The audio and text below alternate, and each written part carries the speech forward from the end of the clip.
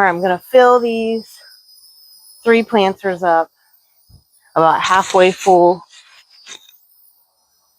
at least, with my homemade compost. But I do have a little bit of coconut core in the storage container that I'm going to put in the bottom of each pot. So I'd use this storage container to rehydrate it, and there's not that much left. And so what I like to do down here in zone 9, where it's so hot, containers dry out so fast, is that in all my containers, I put the drain holes on the side of the container instead of on the bottom. It depends on the size of the container. If it's a smaller container, I'll do like 1 inch from the bottom, but on these I did it like about 2 inches or so from the bottom. That way there will be some moisture retained in the bottom, so the roots will have a reservoir to help prevent the containers from completely drying out, and that's worked really well for me.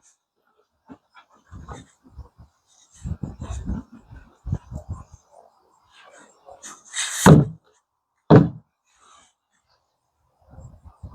going to leave this to get rained on.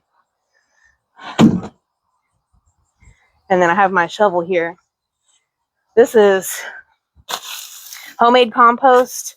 It's not completely finished, but underneath this top layer, it's mostly finished. And so a lot of times I'll use this homemade compost to help fill up containers. It's really good. It smells really good. There are a lot of worms and things in it.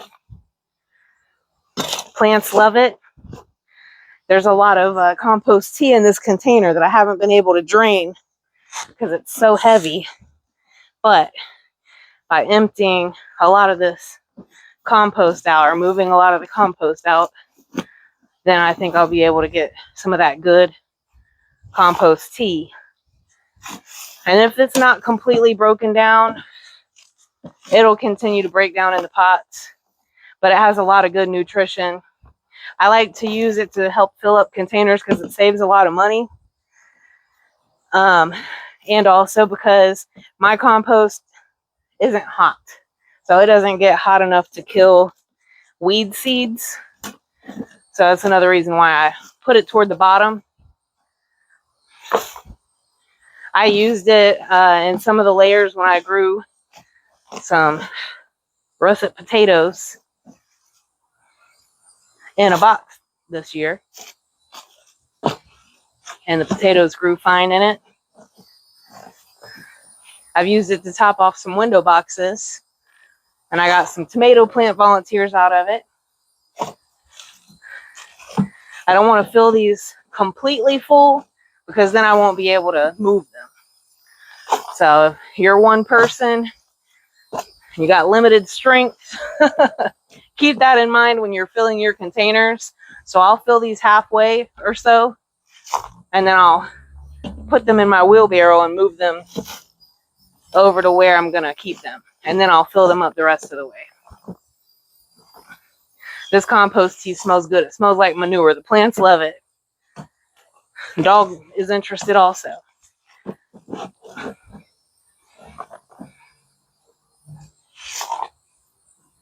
There's a lot of gnats and mosquitoes out right now because it's going to rain soon. Trying to beat the rain and get this done. At least this part. If I get them all halfway filled, and then I can move them if it starts raining by then, and I finish this tomorrow, that's okay.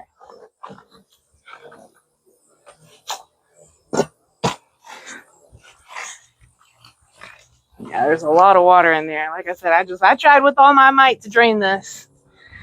Usually I have a helper that'll help me pick it up and turn it on its side so I can drain it into a 5-gallon bucket.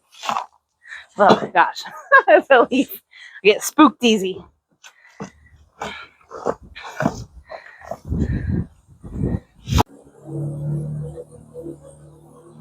You guys got blew over.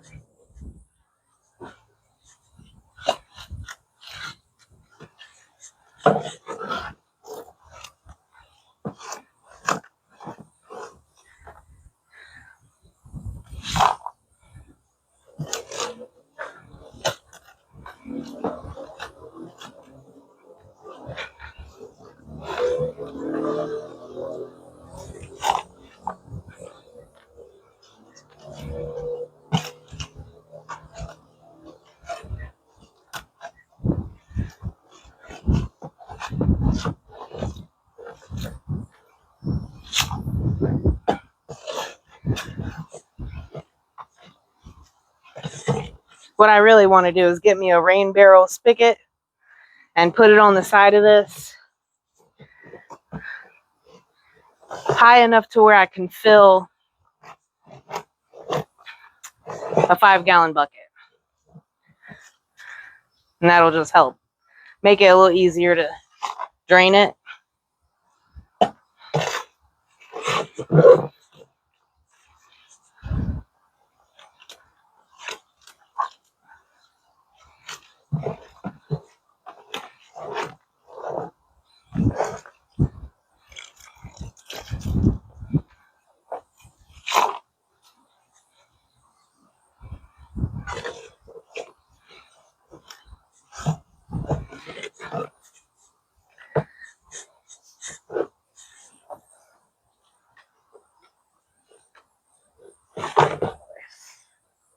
Don't want to get splashed with that stuff, that's for sure.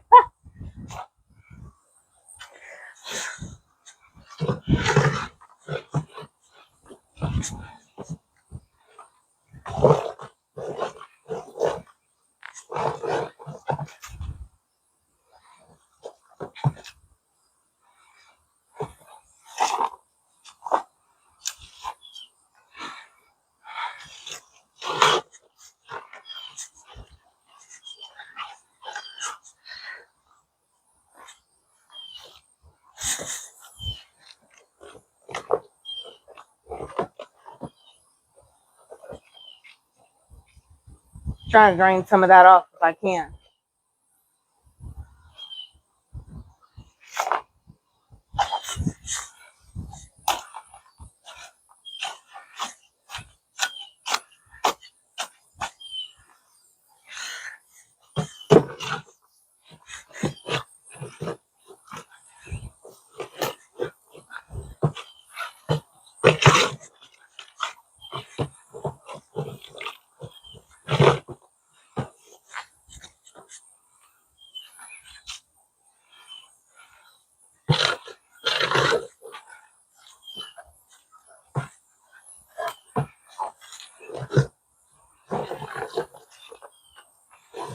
I could actually probably pick it up and drain it. The gnats. Let's see. I hear the thunder. That means I need to go inside.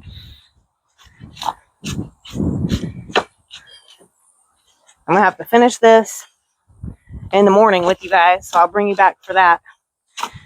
I don't like to play with thunder though. Florida is the lightning capital of the country.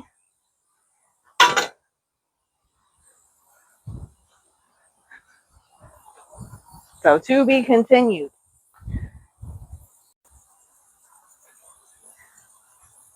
All right, I wanted to show you what they look like once I've filled them with all of my partially broken down compost. So they're a little over halfway full, and that partially, broken down compost, it does have, a lot of leaves and other materials from my compost pile. I put food scraps in there from the kitchen, from my canning projects. Small branches go in there, toilet paper rolls go in there, eggshells, whatever you could put in a compost pile. Okay, I have in these, in this. So I take the idea of Hugelkultur. So that's an old technique where you would dig a pit where you want to have a garden bed at, and you put branches and, compostable materials. So you could put dead leaves, you could put food scraps. I've went to Starbucks and got trash bags full of coffee grounds and put them in there. When I did those Hugel pits in the past, you could take that same idea and use that to fill raised beds, because when you use containers or raised beds, it can be a lot more expensive, because not only are you buying the containers or the materials or the kits for the raised beds, but then you also have to buy the soil and amendments to fill those up, and it can add up pretty quick when you're buying everything to fill them. So I encourage you, use things from your yard and from your kitchen to fill your containers, fill your raised beds, Like I said, it can be, you know, branches from when you're cleaning up your yard or trimming your trees or bushes. It can be, you know, grass clippings like you would put in the compost pile. I'll put weeds as long as they haven't gone to seed in my compost. There's all kinds of things. One, you're saving it from going to the landfill, and you're also saving yourself money, and you're, in the long run, feeding your plants for free from materials that you have on your property. So I have these filled up, as you can see, over a little over halfway full with my partially broken down compost from this trash can here. And then what I'll do is I'll walk around, and any old pots I can find that have old dirt in them, like back here, I'm not sure if you guys can see, I've been growing sweet potato vines from a couple sweet potatoes in these old buckets. And those buckets are only like halfway full with soil, and I wasn't going to use them anymore because they've gotten brittle from old, you know, being out in the sun so much. So once I transplant those sweet potato vines, I'll dump the dirt from those old buckets in these containers. Like I said, any other old pots, any old like seed starting mix or coconut coir would be good. I have used a lot of coconut coir in the past. Any, you know, bags that I have left over of potting soil. And then I do have new potting soil and new raised bed mix, but I'll put all the old stuff in the bottom and add some organic fertilizer in with that. So these will continue to break down. So you will have to top off your... So you will have to top off these containers over time, but you would have to do that even if you were just using straight potting soil. Over time, you know, the soil compacts and gets diminished, and so you regularly will have to top off your containers, whether you're using, you know, fresh potting soil or you know, this compost.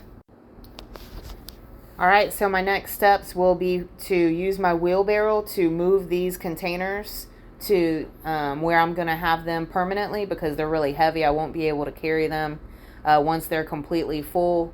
And then I'll finish filling them up, like I said, with the new potting soil, and they'll be ready to plant for the fall. Thank you so much for joining me. If you like this video, please give me a like. If you haven't subscribed yet, please make sure you do that.